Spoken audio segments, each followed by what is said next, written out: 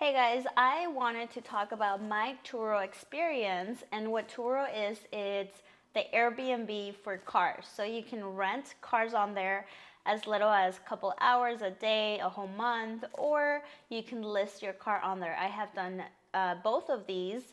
When I was looking for my first car, I was carless, so I went on Turo and rented a car for 2 weeks. I had an amazing experience, and last year I started touring and renting out my car, my SUV, my Toyota RAV4, which did amazing. And then this year I got a new car and I also rented it on there.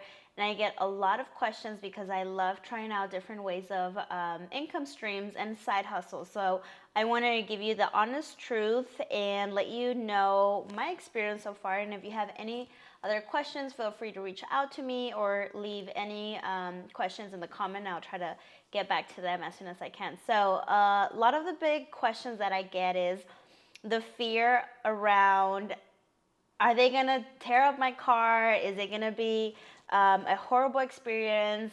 And the truth is, just with anything, you need to have that mindset of like, if I'm gonna do this, then there is a possibility and the risk of like, yes, something horrible can happen, but it's also something great that can happen. You can get your car paid off, your monthly payments at least, and that is what has been working for me. So far I had about 20 plus rides that I have rented to 20 different, more than 20 different people throughout the year, and luckily I have not had any incidents. I had not had to report any incidents or scratches or anything of that matter, and it has been great. Knock on wood. Hopefully it keeps going like that. But it's also the type of people, right? It's gonna be the same things as Airbnb renting out your things. If you are emotionally attached or you have this amazing car and you just like, if there's a little scratch and you're gonna get upset, yes, you can get paid for it. And Turo usually sides with the renter. They're really good with that. Their customer service is amazing. But if you already have that mentality going in, it's safe that you just like don't even put it up there because you're already putting that energy in, right? But things happen, and for me, it hasn't happened. So far, it's been great. I am able to message the person before I accept the rides to understand what they're about to do. Obviously, they can lie, right? But for the most part, they're pretty good about it. I do have a cap on how many miles they can drive in the day, and then it adds it up on the duration of the trip. So that also helps me in making sure that nobody just takes it across the country, right? And if they go over the cap mileage that you have on there per day, you're able to record how many miles they started off with and how many miles they ended up with. So then the difference you will get, they will get charged and you'll get paid for those extra mileage. So that's good. The calendar, you're able to put the days that the car is available. So sometimes there's a weekend where I need the car and I make sure that in advance I go and block that time off on my calendar. So it makes it easier to really have the most accurate availability for my car on there, and I'm not canceling trips because you also get a rating. You get a rating on how many you accept and decline, how many rides you accept and decline. So for the most part, I message the person before I understand what they want the car for. And usually the people that have been renting my cars are from out of town and they just want to get around, or they're here from out of town and they want to go up north to Sedona or Flagstaff, which I'm totally fine with. Especially my SUV. I really enjoyed people using my car. I wasn't attached to my cars. A lot of people also like to rent the cars on Turo to experience them before they buy them. That's actually a great tip even for you if you're about to go buy this car and a couple minutes around the block isn't going to do it for you. It is such a great idea to go on Turo, rent the car out for a day or weekend to really experience what this car is like before you buy it. It's your life purchase, right? It's one of your biggest purchases of your life. So that a lot of people have been renting my car out to test it out, test drive it to see if they like it. So I had this customer who rented it out and used 300 miles because she went up north, totally fine. It was within the range time that she rented out. And then there was another customer that rented it out for the weekend and just spent like 20 miles on it. So it goes both ways. Um, so what else? What else? The insurance policy. Okay, there's a very good insurance policy, and because it's a really good insurance policy, I think it's like $1 million that they cover, something crazy like that. But because of that, such great insurance policy, and because Turo does most of the time side with the person renting the car, they do take a lot of money out, and so that's something that you're gonna have to think about when you price your car. And this is not only for new cars, this is not for exotic. There's exotic cars on Turo, there's regular cars, there's new cars.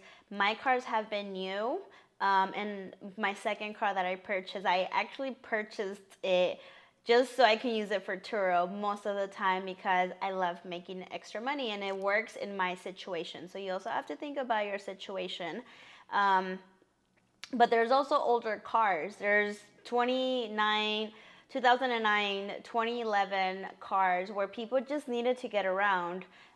Maybe their car is just not working or they just need something to get around. And right now, it is the biggest time for demand for renting cars. There's a shortage going around and people are traveling here and there, and the companies like enterprises are low on inventory for renting cars, and sometimes they over rent. I heard nightmares on customers renting my car last minute because they had rented a car from Enterprise or one of these big companies, and they get there and there's no cars for them to rent, and they're there for like 6 hours, and then it's a nightmare, and the line is long. So right now, it is a great time to leverage it. Put your car up there. You never know. You can also, so the insurance policy, you can choose the insurance policy based on the policy.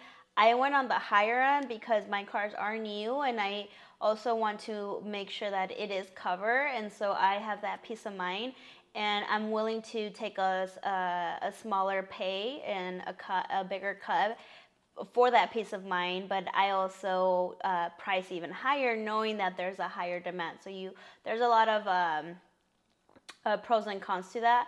I do have the higher policy, and that works for me. So you can choose what type of policy. How much do they take? They take about 30 to 40%. I know sometimes the longer time people, for a longer duration that people rent my car out, I give them a like 10-20% discount because that's an incentive for them to book longer.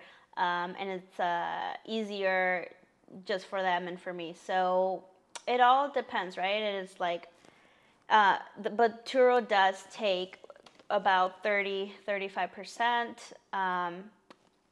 And you're able to price your days how you want. You're able to put your own price. I do a little research based on the area and the accommodations that I do, and then the type of car that I have. And I am right now on the higher end because I am for accommodations. And what I mean by that is I am able to drop them off at their location or go to them. That just works for me. But sometimes I just want to stay home and I just meet them downstairs and they pick up the car and that's it. And that's less hassle for me, and I'm okay with that. Last year I lived 10 minutes from the airport, so that was very convenient, and I worked from home, and I said, let me just try this out and go all the way. And I would pick them up at the airport, and then sometimes my sister would drive right behind me, and it was very easy for them. I got great reviews, and I was able to charge whatever I wanted. And it was so convenient for them because Ubers, the lines was out the doors, and it was hours to get out of the airport. So me leveraging that.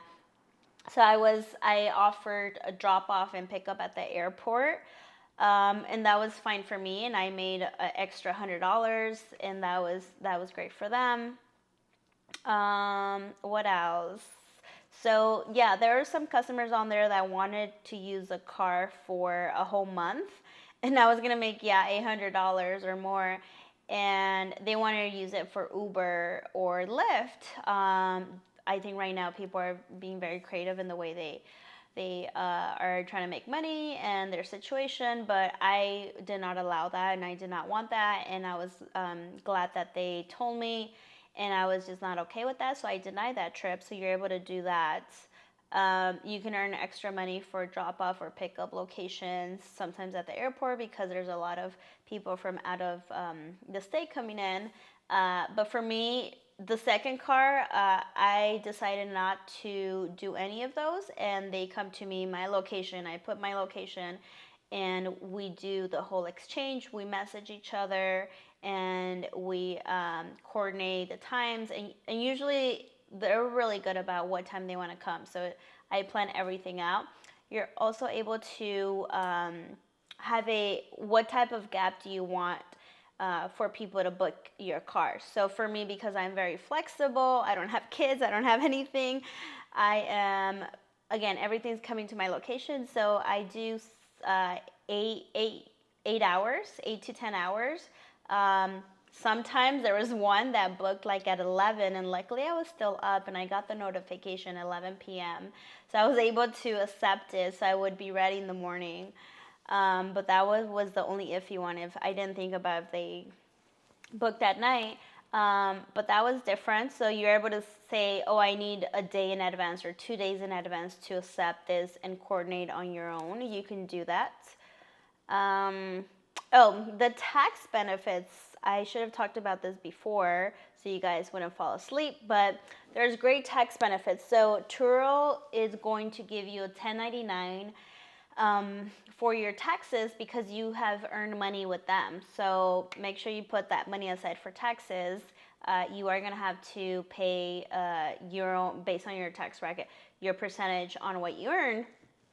But the great thing about this and why I do this and why I have different streams of income and why I have all these like 1099s coming from everywhere is because I'm also able to take those tax benefits. So please talk to your tax accountant, your CPA. Luckily, my sister's a CPA. Let me know if you need any tax help with this or something else. But you're able to choose if you want the actual or estimated tax benefit with your car. And because my car is new and because I'm using it mostly for Turo, for this new car that I just got, I am going to use the method that I'm able to expense all of I'm able to expense the depreciation of my car because I'm using it for Turo, and I'm also able to expense the gas and any oil changes that I do, and I am keeping track of all of that, and I write on my receipts and I take a picture of my receipts,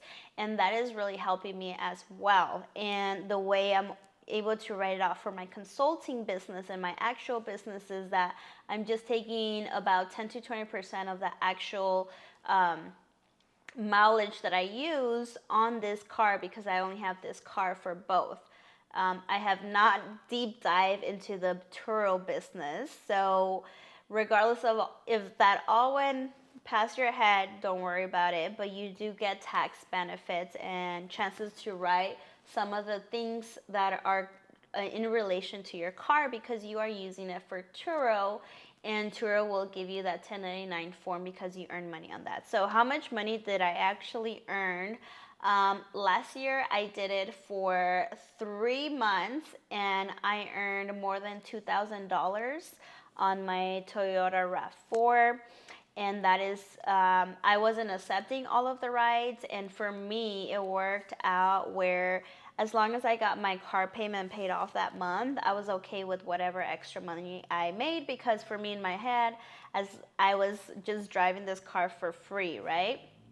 I made sure that it was an inconvenience me. It was an inconvenience, and then I make sure that anything extra was if I wanted to, right?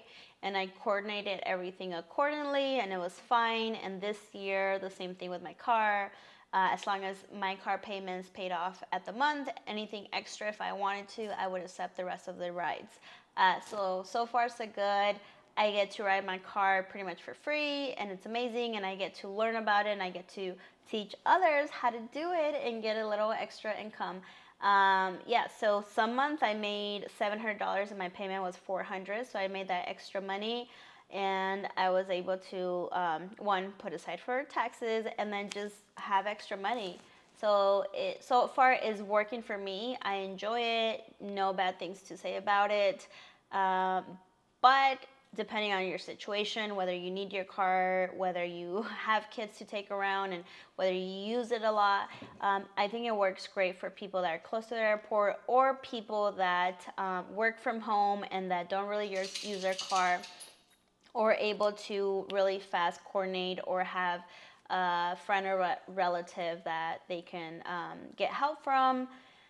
Other than that, yeah, for me, it just works out. I am a millennial in my 30s now, single, no kids. I work from home. I work really far from the airport now, but luckily I've been getting a lot of people that stay near the hotels here.